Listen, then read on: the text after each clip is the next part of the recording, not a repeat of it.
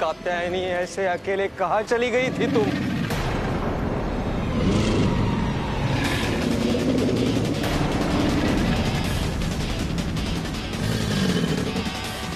मगरमच्छ पुत्री,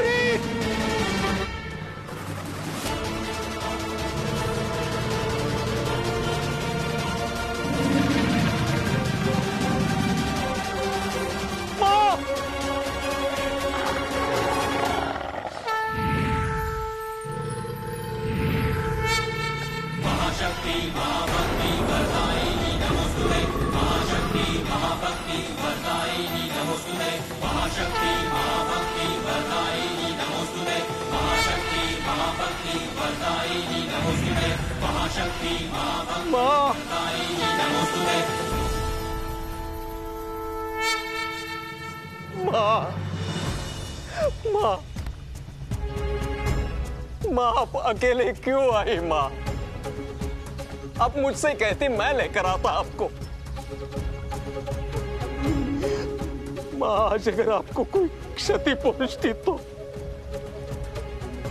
कितना भयानक मगरमच्छ था। माँ बाहर संकट है। माँ आपको अकेले बाहर नहीं निकलना चाहिए। अब से आपको सुरक्षा से बाहर नहीं आना है। चलो माँ अब घर चलते हैं।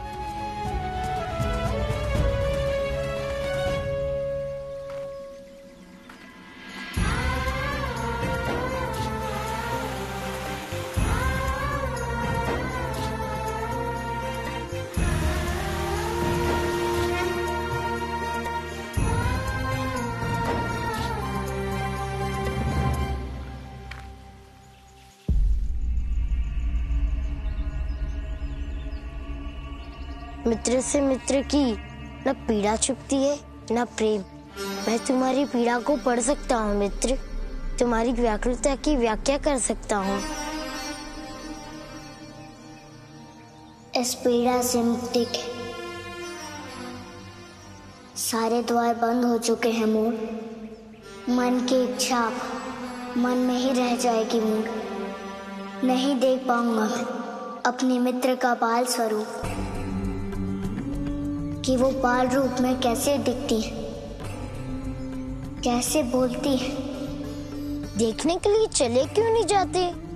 वचन का बंधन है मोर, मित्र से दूर रहने का, माँ को दिए वचन का बंधन। अपने स्वार्थ और हर्ष के लिए वचन का बंधन तोड़कर मैं अपनी माँ को व्यतीत नहीं कर सकता। उनके हृदय को ठेस नहीं पहुंचा सकता। माँ के आदर्श पुत्र के मापदंड से स्वयं को नीचे नहीं गिरा सकता। तो प्रत्यक्ष ने जाकर ध्यान में तो देख ही सकते हो। प्रयास किया था, दर्शन नहीं हो पाए। तो अब पता नहीं। समस्या घन है मित्र। एक और बंधन का बांध है, दूसरी ओर ललक की लहर है। इन दोनों से उभरने के लिए समाधान का सोपानी एकमात्र विकल्प है। हमें ढूंढना होगा समाधान मित्र।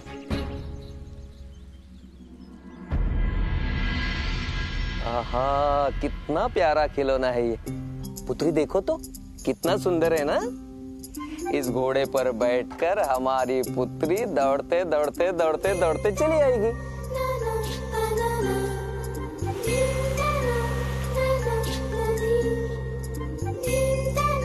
पसंद नहीं आया आपको?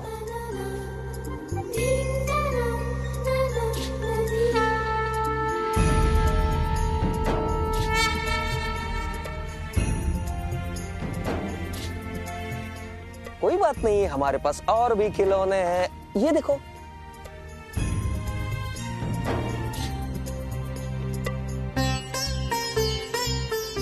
ये भी पसंद नहीं आया आपको? खिलौने तो बहुत पसंद होते हैं बच्चों को, फिर भी आपको कोई खिलौना पसंद क्यों नहीं आ रहा? समझ गया, हमारी पुत्री को भूख लगी है। तो ठीक है, पहले खाना खा लीजिए। देखिए तो आपके लिए कितने स्वादिष्ट मिष्ठान्न बनवाए हैं हमने। एक से एक स्वादिष्ट मिष्ठान्न।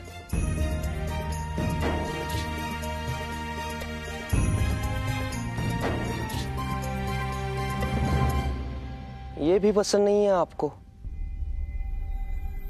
एक बार उस खिड़की से ध्यान हटाकर यहां देखो तो पुत्री। नमक। वहां कुछ भी नहीं है पुत्री। नमक।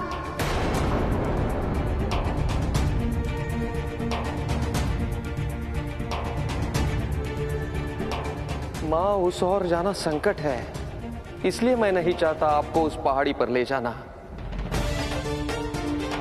परंतु जब आपकी यही इच्छा है तो आपकी इच्छा अवश्य पूरी करूंगा मैं। आपकी इच्छा सर्वोपरि है माँ।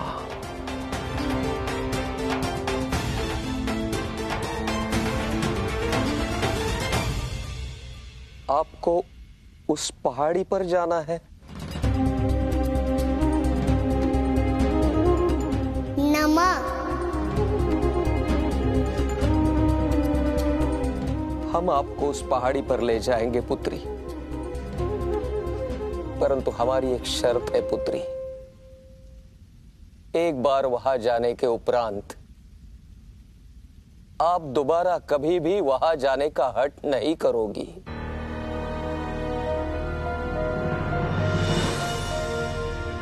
हम कल उस पहाड़ी पर अवश्य जाएंगे पुत्री। अब आइए, खाना खा लीजिए।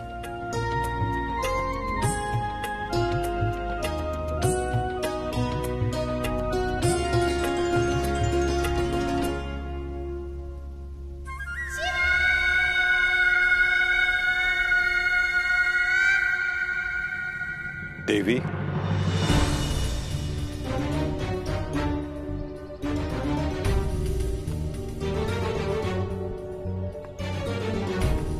क्या बात है ऋषिवर, आप बहुत तनावग्रस्त लग रहे हैं। सब कुशल तो है ना? बंधन से कुशलता, चाहे वो व्यक्ति की हो या किसी परिस्थिति की, सदैव कुंठित कर देता है देवी। मैं आपके कहने का अभिप्राय नहीं समझी। संभवतः आपने शिव को अपने वचनों के बंधन में बांधकर उचित नहीं किया है देवी। एक माँ की शिक्षा और मार्गदर्शन को आप बंधन की संज्ञा दे रहे ऋषिवर? मैं विवश हूं देवी। आपने उन्हें वचनों के बंधन में बांध लिया है जो अनंत काल से ही सभी बंधनों से परे हैं देवी। देवी, किसी भी व्यक्ति का आनंद अर्थात उसका मुख ही उसकी आंतरिक मनोदशा का सटीक दर्पण होता है। अपने इन वचनों के बंधन में बांध लेने के उपरांत आपने कभी अपने प्रिय शिव के मुख को ध्यान से पढ़ने का प्रयास किया है? अपनी सहचरी आदि शक्ति से विलग होकर शिव कितने दुखी, कितने उदास हैं, और उनकी यही उदासी, उनकी यही वेदना उनके बाल सुलभ कोमल मन को भीतर ही भीतर निरंतर कचोटे जा रही है देवी। नहीं ऋषिवर, ऐसा नहीं हो सकता है। यदि ऐसा कुछ होता तो मुझे अनुभूति हो जाती। अनुभूति तो आपको तब होती ना देवी, जब आप अपने ममता के आवरण से बाहर निकलने का प्रयास करेंगी। माँ के आंगन में ममता का ही तो वृक्ष उगेगा ना ऋषिवर। मैं तो केवल शिव के बालपन के साथ पूर्ण तरह जी लेना चाहती हूँ। मेरी बस यही एक साध है ऋषिवर, और इस साध को पूरा करने में मेरा सहयोग कीजिए ऋषिवर। मुझे हतोत्साहित मत कीजिए। देवी, मैं तो आपको हतोत्साहित करने की सोच भी नहीं सकता। आज मैं इतना समझाने भर का प्रयास कर रहा हूं आपको, कि आपका ये मातृत्व का मोह अब आपके पुत्र के लिए कष्ट का कारण बन गया है।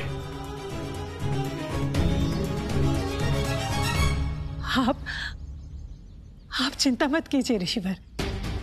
उसका ये कष्ट, उसकी वेदना, उसकी उदासी बस कुछ ही दिनों की बात है।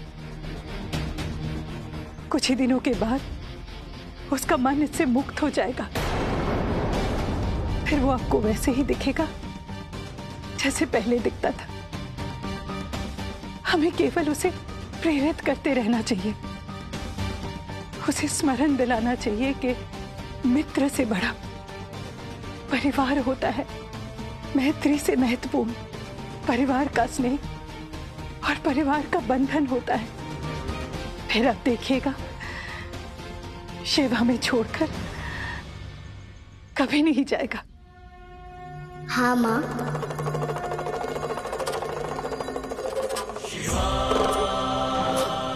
मैं आपको छोड़कर कहीं नहीं जाऊंगा।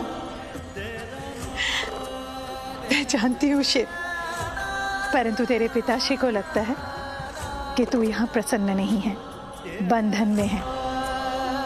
क्यों पिताश्री? आपको क्यों? अच्छा शिव, मुझे तुझसे एक महत्वपूर्ण बात करनी है। कहिए माँ। मैं एक विशेष पूजा कर रही हूँ, उसके लिए मुझे ब्रह्मकमल पुष्प की आवश्यकता है। और वो आपको चाहिए है ना माँ? परंतु ये एक दुर्लभ पुष्प है, क्या तू मेरे लिए ये ला सकेगा? अवश्य माँ। माँ की इच्छा दुर्लभ को भी सुलभ बना देती है। आपका पुत्र उसे अवश्य लेकर आएगा माँ।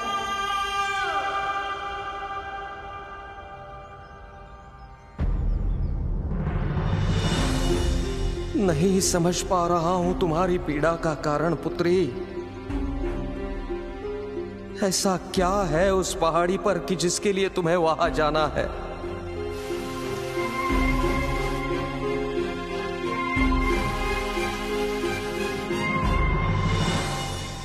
गुरुदेव।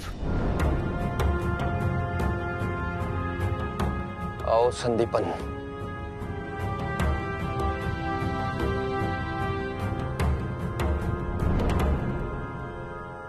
सुरक्षा व्यवस्था का निरीक्षण किया? जी गुरुदेव, सुरक्षा व्यवस्था में कोई ढील नहीं है। गुरुदेव, यदि आपकी अनुमति हो तो एक प्रश्न पूछूं? शास्त्रों में यह उल्लेख है कि आदि शक्ति और शिव पृथक नहीं है, और आपने अपने तप से आदि शक्ति को ही अपनी पुत्री रूप में प्राप्त किया है। फिर क्या कारण है जो आप आदि शक्ति स्वरूपा देवी कात्यायनी को शिव से दूर रखना चाह रहे हैं? कारण तो केवल एक ही है संदीपन। जो आदि शक्ति मेरी पुत्री बनकर आई है वो मेरी मां है, संपूर्ण जगत की मां है, ना किसी की पत्नी, ना किसी की संबंधी। जिन्हें वो मां के रूप में स्वीकार्य है उनका स्वागत है। मेरी मां जगदम्बा के रूप में जगत का कल्याण करती है। हाँ, अब ये मात्र संयोग है कि आज हमारी माता दुर्बल और निरीह है, परंतु इसका अर्थ यह कदापि नहीं है कि मैं अपनी माता को इस जगत के सामने सहानुभूति पात्र रूप में प्रस्तुत होने दूंगा। कदापि नहीं। मेरी मां किसी की आश्रित नहीं हो सकती। और दूसरी महत्वपूर्ण बात,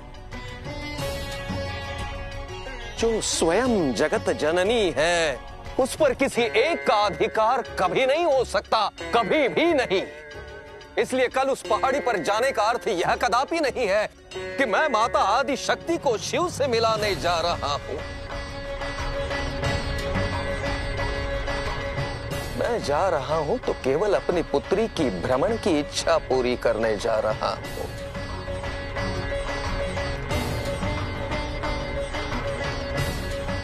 आशा करता हूं तुम्हारी शंका का समाधान हुआ होगा।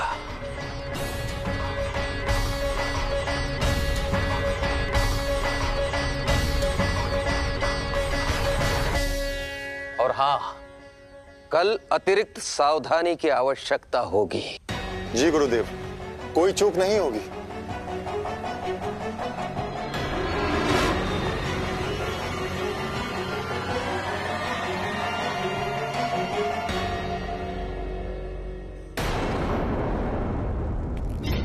महान असुरराज त्रिलोक विजेता तारकासुर की जय हो। आओ रश्भासुर, क्या समाचार है? असुरराज, कल ऋषि कात्यायन की पुत्री कात्यायनी पहाड़ी पर जाने वाली है। वो मार्ग तो राक्षस क्षेत्र से होके निकलता है। जी असुरराज। स्वर्णिम भी है और सुअवसर भी। ये अवसर हाथ से निकलना नहीं चाहिए वृषभासुर, किसी भी मूल्य पे नहीं। कल संसार के लिए भुवन भास्कर उदय होंगे क्षितिज में, किंतु स्मृति और शक्तिहीन कात्यायनी के लिए संकट का सूर्योदय होगा।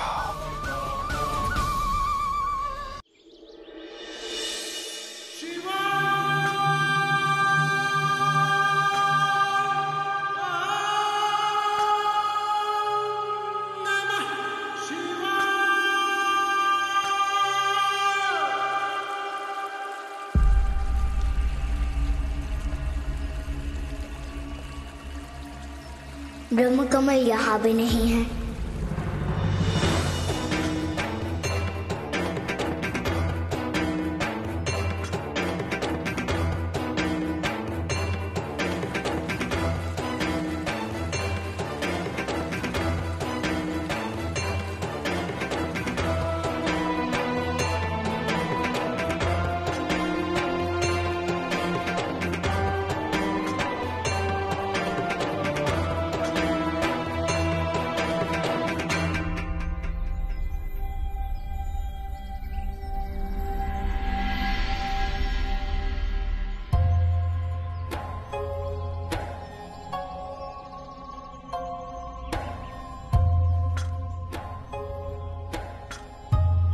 क्या हुआ मोर, तुम बैठ क्यों गए?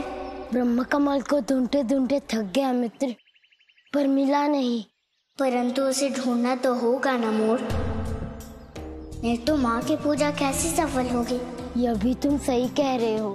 हमारे कारण यदि माता की पूजा पूर्ण नहीं हुई तो यह भी अनुचित है।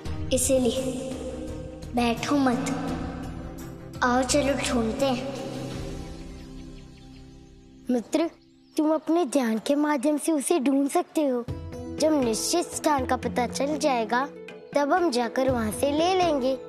जब बिना श्रम के उस पुष्प के स्थान के विषय में जाना जा सकता है तब व्यर्थ क्यों भटकना। लगाओ ध्यान और देखो कि वो दुर्लभ पुष्प कहाँ है। तुमने सत्य कहा मोर, मैं भी पता लगाता हूँ।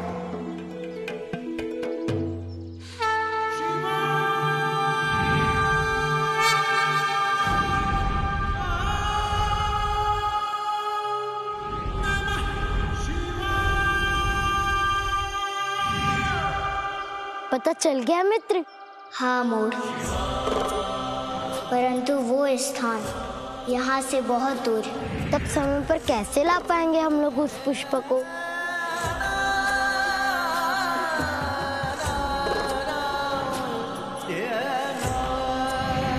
मेरा मित्र त्रिशूल मेरे कार्य में मेरी सहायता करेगा।